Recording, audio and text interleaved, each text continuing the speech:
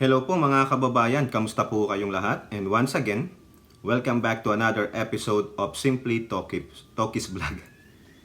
Nabubulol na tayo mga kababayan. At eto nga po, thank God it's Friday, ika nga ng iba kasi after this, off work na sila. No, malamang yung iba sa inyo ay pagising na ng Sabado. Kami po dito, mag 9 o'clock AM pa lang dito po sa California. So, mamaya-maya lang dyan, happy-happy na yung iba. Mga kabataan na nagwo-work, magbabar hopping na.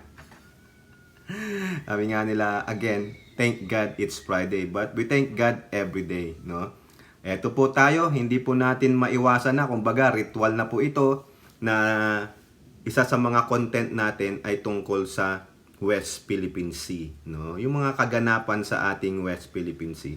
Meron po akong nakitang article dito, 6 sila, no? Merong isang bad news, 3 good news, at yung dalawang malalaking bansa mukhang may pasaringan.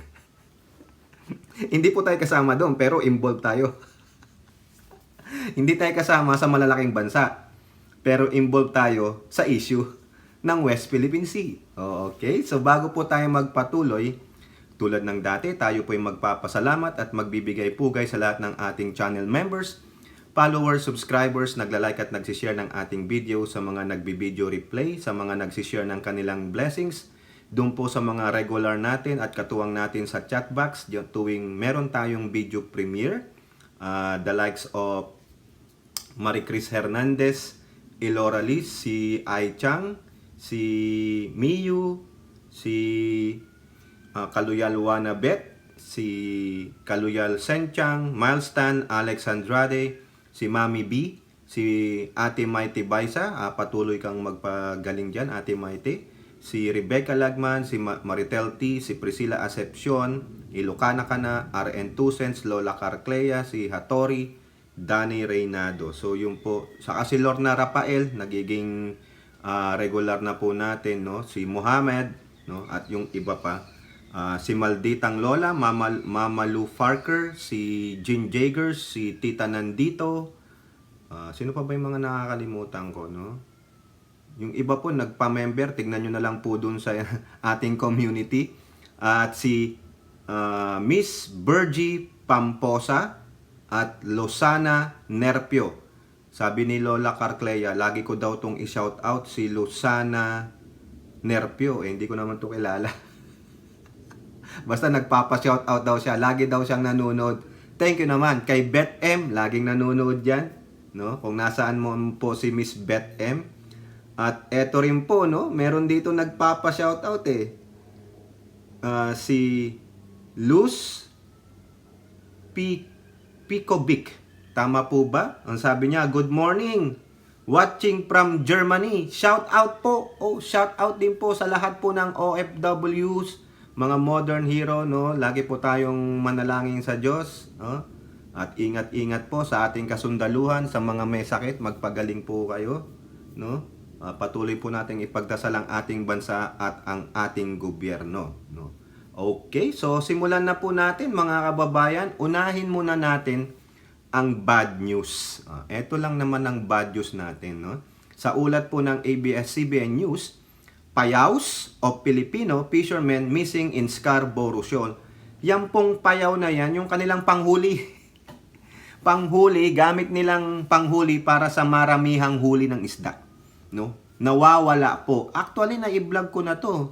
Ito, pinublish ng ABS-CBN April 25th, nung Thursday. Hindi ko lang kinuha nung kahapon, no? Tama ba? Tama, 25th, no? Sabi ko, na-i-vlog ko na to pero latest Ibig sabihin, this is the second time around ba ito? No? Ito po. The Bureau of Fisheries and Aquatic Resources o yung BIFAR said Thursday that there could be many reasons why payaws or fishing aggregating device of Filipino fishermen in the Scarborough Shoal has gone missing.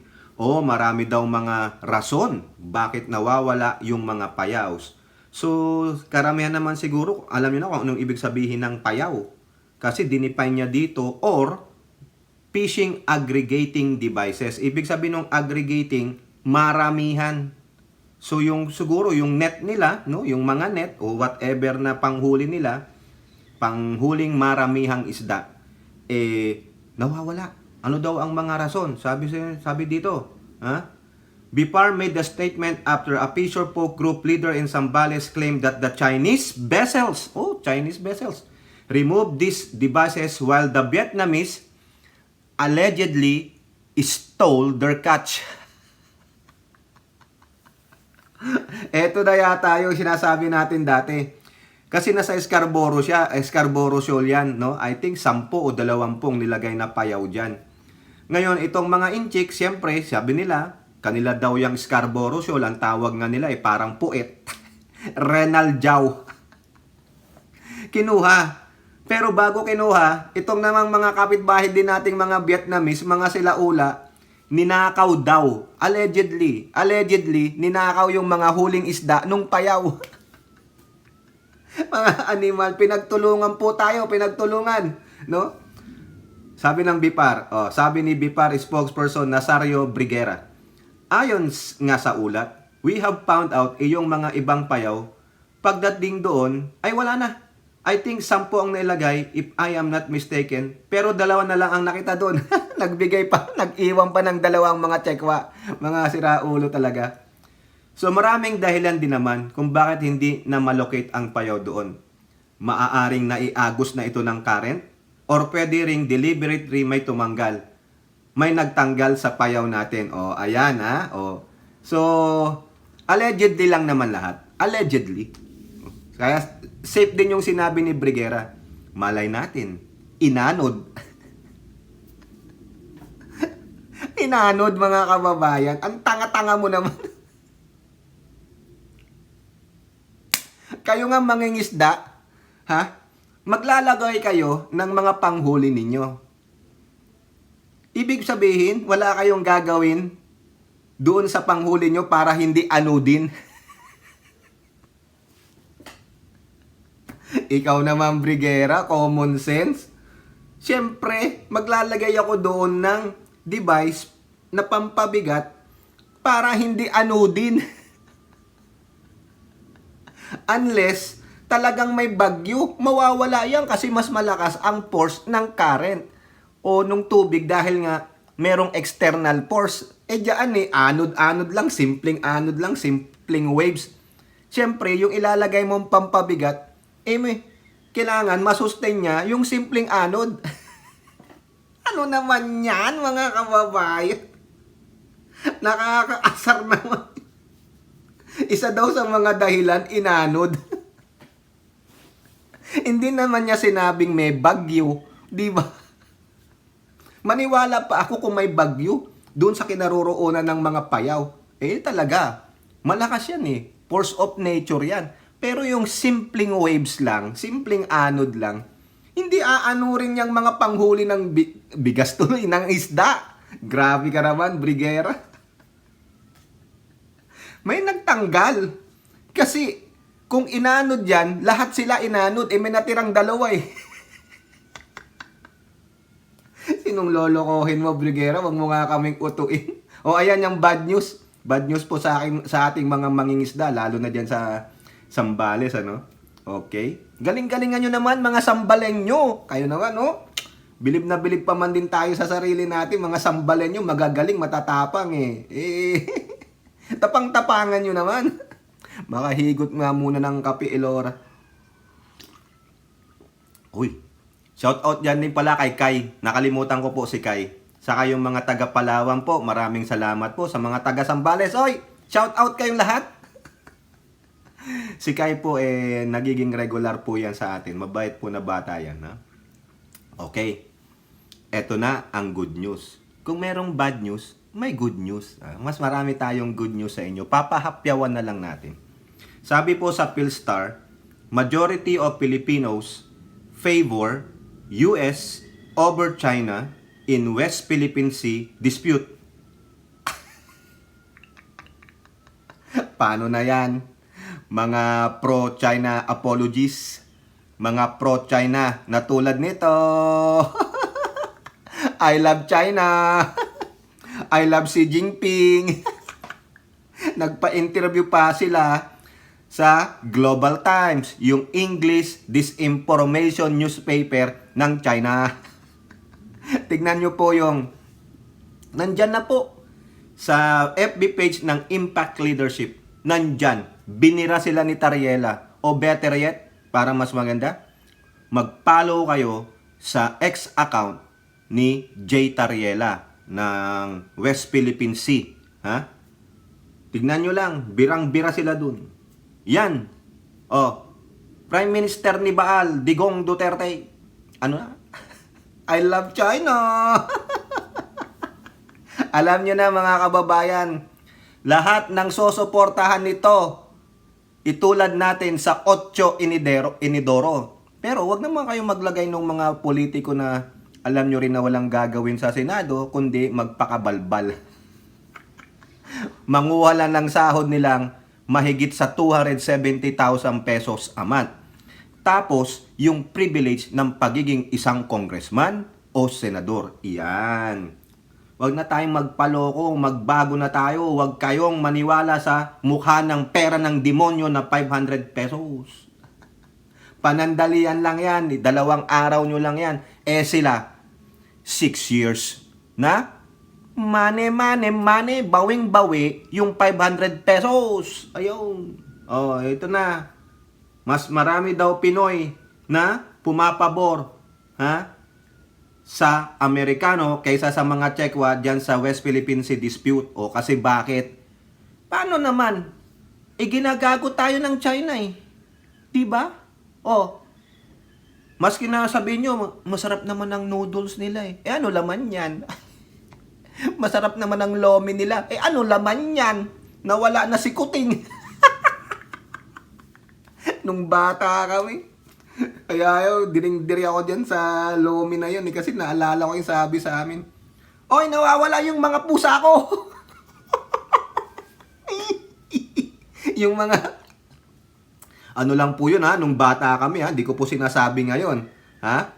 Kasi talaga naman. Nung panahon nung maliliit kami, naku, ayaw ko kumain ng lomi. O eto po. It was revealed that 43% of Filipinos prepared the Philippines to align with the US in case of increased tensions in the highly disputed waters, compared to only how many, Digong? How many? Ha? Hindi ko po ipapakita dito para ma-surprise kayo. How many? Sinabi ko na yung sa Amerikano, how many percent? 43. Sa mga Chekwa, how many, Digong? Ask me. Ha? You freaking moron. Ikaw, Roking Talakitok, how many Filipinos, how many percent of Filipinos na naniniwala lang sa mga Chekwa pagdating dyan sa issue ng West Philippine Sea? How many? Ask me, Elora, ask me. Kai, ask me. Come on.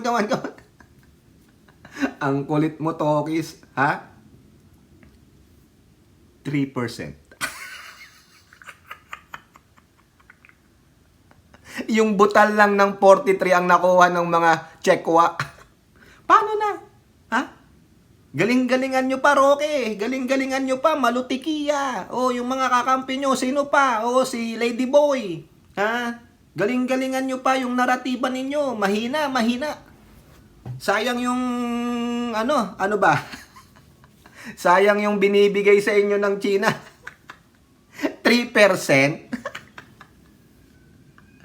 Malamang, 43 is greater than 3. O, kaya kayong mga 3%, sila lang yan. Yung 3% ang sumagot dyan, yung mga, baka sila Roque. Bakit hindi gumawa ng ganyang survey ang Publicus Asia? Ha? It's all about West Philippine Sea. Ha? Tanungin natin. Pero how can you trust that? Kasi yung CEO nun, alam nyo na kung sino. Sino pong gumawa ng research? Oculum Research and Analytics in Intramuros, Manila. O, ayan. Ito po ang sabi nila ha.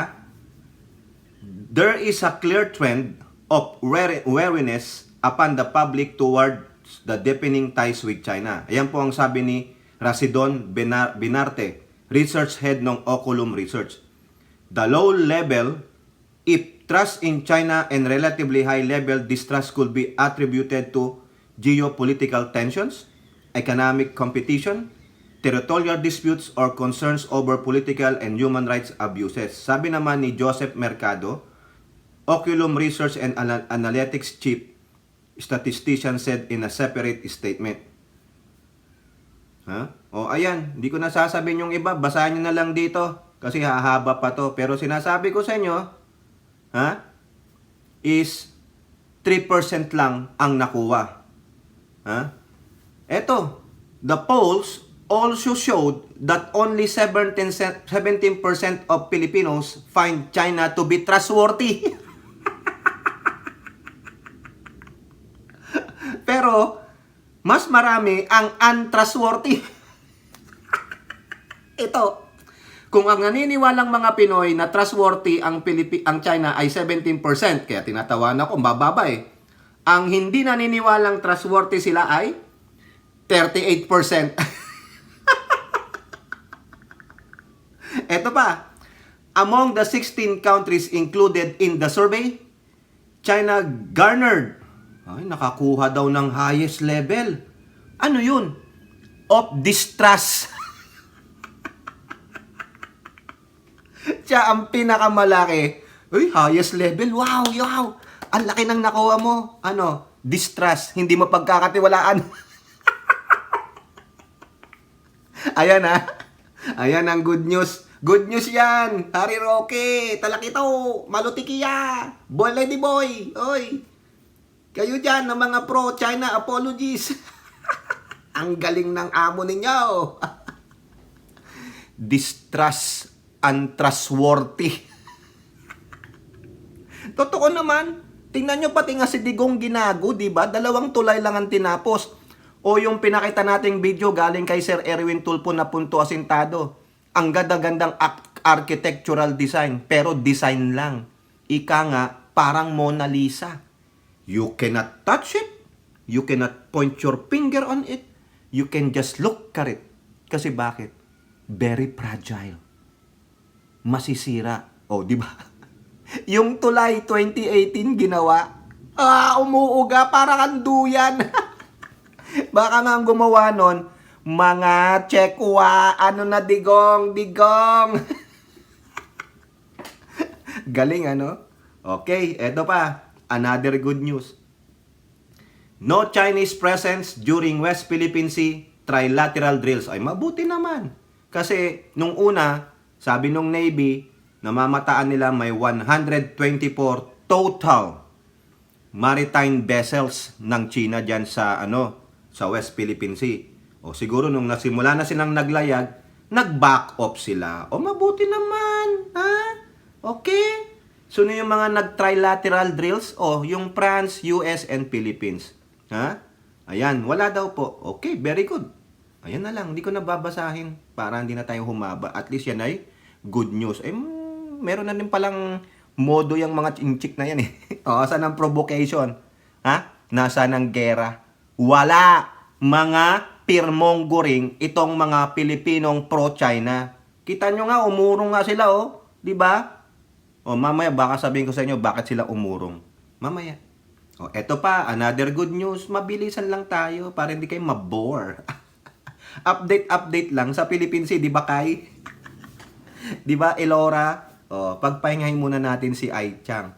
Baka kasama niya na si Mix. Nag-iinuman na silang dalawa. Kaya tahimik silang dalawa. Wala nga sila sa aking premiere kagabi. Alam na this. Di ba? Yan, sige, maganda yung magkaibigan kayo. Maski na magkaiba politika ninyo. Politika lang, pero sa politics, okay. You tend to agree to disagree. Pero sa pagkakaibigan, kaibigan, ganyan. Eto, sa balita ng Reuters to o Fox News. Kala nyo pang-local lang ako. Hindi, may Fox News tayo. France and the Philippines considering defense pact agreement. Ayun po yung sabi ng French envoy nila. The Philippines currently has a status of forces agreements with the US and Australia. Actually, iraratify pa ng Philippine Senate yung Reciprocal Access Agreement o yung RAA sa Japan. O parang BFA din po yan. Okay? So magiging 3 yan. O, ito lang. Bigyan na natin ito ng synopsis, no? France and the Philippines will begin talks next month on a defense pact that would allow troops from each country to hold exercises in the other's territory. Ayan po ang sabi ng French ambassador nila na si Marie Fontanelle. O, pupunta daw po ang ating mga gobyerno sa France next month para pag-usapan itong defense pact. O? She said the defense chief of both countries agreed in Manila last December to pursue such accord. Ay, ang galing naman. O, di ba? Pang-apat na yan. Ang daming bansang gustong umalyado sa atin. Kasi bakit? Ang location po natin is very strategic. Parang tayo ang napaka-importante dyan eh. Aside sa dami ng yamang tubig natin, no? Eh, gusto ng China, akin yan, no, pwede yan, no, atin. Utot mo, amin ang West Philippine Sea. Di ba kay? Eto. Siguro, sinasabi ko sa inyo kanina, malamang, on my opinion, kaya siguro hindi muna nagpakita, nagbuntot-buntot yung mga barko ng China sa ating trilateral drills, no, diyan sa Balikatan. Ito po, sa Philstar Global. Blinken said, he warned China on dangerous move near Philippines. O, ayan, ha? O, latest na balita yan, ha? Sino si Antony Blinken? Siya po ang US State Secretary, no? He warned China directly about its assertive moves around the Philippines and vowed to defend the ally. Kaya yung mga sinasabi lang, hindi naman masusunod ang MDT, huwag kayong maniwala dyan. Sinabi na, paulit-ulit ni Presidente Joe Biden, ni Defense Secretary Austin, ironclad, may mamatay lang na isang sundalo dyan natin sa West Philippine Sea, invoke yan. Sa pool yan. No? Iba po ang US Congress ngayon. At sinabi rin ni Blinken, ironclad. No? Pag hindi sila tumupad yan, talaga sinungaling sila. Maraming magagalit sa kanila. Diba? Ito po sabi ni Blinken, I made clear that while the US will continue to de-escalate, yung para mawala yung tension, no? Our defense commitments to the Philippines remain ironclad. Kaya kayo mga peer-mongering na mga pro-China, yung mga bataan ni Digonggong, magsitigil kayo, no? Yabang-yabang ninyo eh. Winarningan na China. Ha? Winarningan. Sige. Bakit? Sa palagay nyo, hindi kayang pumondo ang United States sa ilang gera? Ha? Dami ko pong nakakausap dito, mga retards military. Sabi nga nung friend kong si Hattori, layan. Nandyan ang 7th fleet ng Amerika. Kaya kayo, ayaw ko na kayong murahin eh. Kayong mga China apologists kayo. Tinatakot nyo lang ang mga kapwa nating Pilipino. Kailangan paiklabin natin ang pagmamahal, ang patriotismo, ang nasyonalismo. Lalo na sa mga kabataan. Hindi yung ituturo nyo, yung I love China. Diba? Halatang halata eh. Nakita nyo naman, I love China. Ano naman ang balik dyan ng China? Kay Secretary Blinken. Inquirer.net. Winarningan siya ni Blinken. Ironclad. Sige, gawin mo. Ano sabi ng presidente ng China? Xi tells Blinken's US, China should be partners, not tribals. Welele. Paano na, mga pro-China apologies? Gusto palang makipartner ng China ninyo sa US. Kayo ayaw na ayaw nyo sa US. Pero yung mga amo nyong inchik, gustong-gusto sa US. Paano na? Nakita nyo? Nakita nyo? Yung talagang mentalidad ng inchik. Hindi po gere. Yung sa kanila, defense lang yan. Pero, they don't wanna destroy their economy. Ekonomiya ang gusto ng mga tsekwa ninyo. O ba't nyo kami tatakutin ng gera-gera? Hindi nga nila ginegera yung Taiwan eh. Ang tagal-tagal na niya, no? Diba? Oh, tapos nakikipag-away pa sila sa India, may border sila sa India. Alam nyo ba kayong mga pro-China apologies? Ang China, ang pinakamaraming border.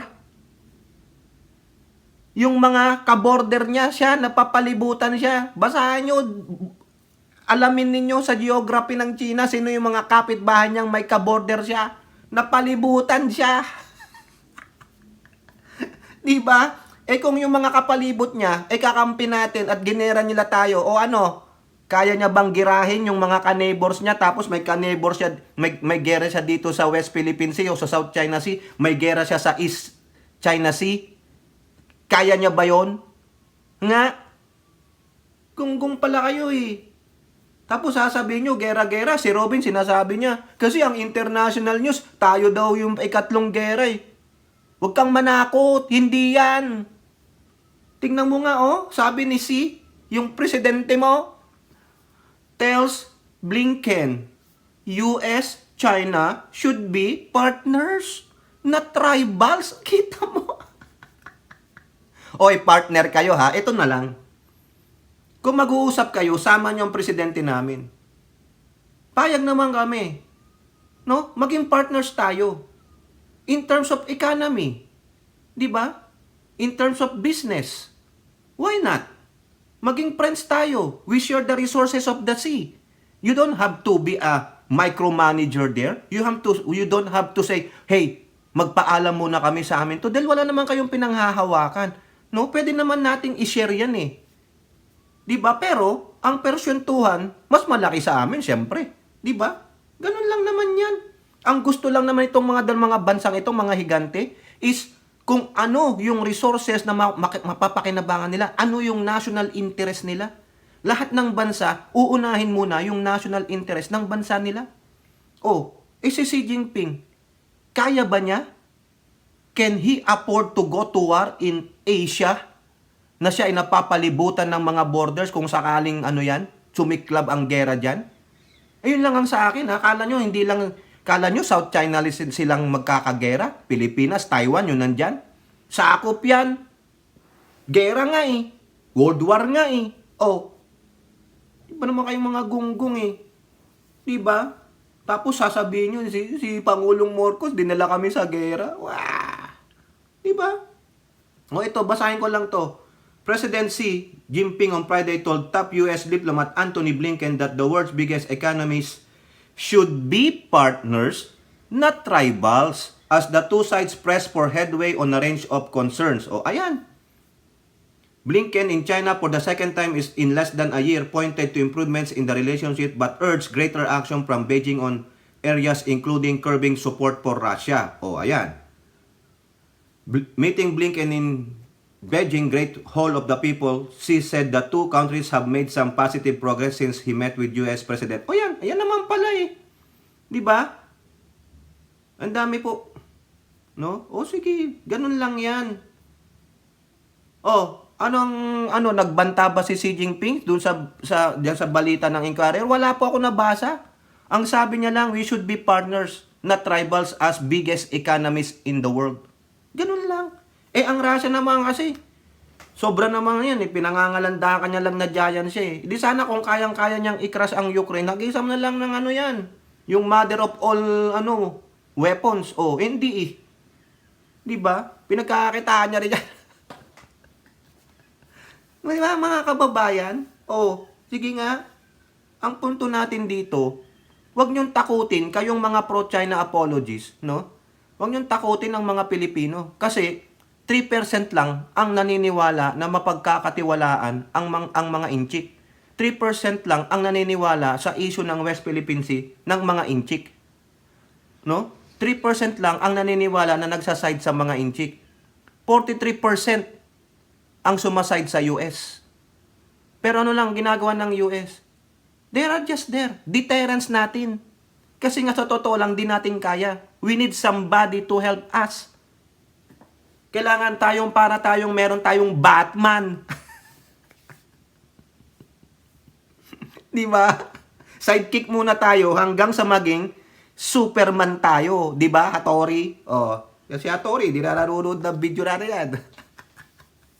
Absent. No? Drop ka na ha. Palagi kang absent. Drop ka na. Mag-repeat ka na lang. Okay? Yan lang po mga kababayan. Ako, humaba na naman tayo. No? Ano pong masasabi ninyo? Comment down below. And don't forget to like and share. Hope to see you on the next videos. Bye-bye. God bless.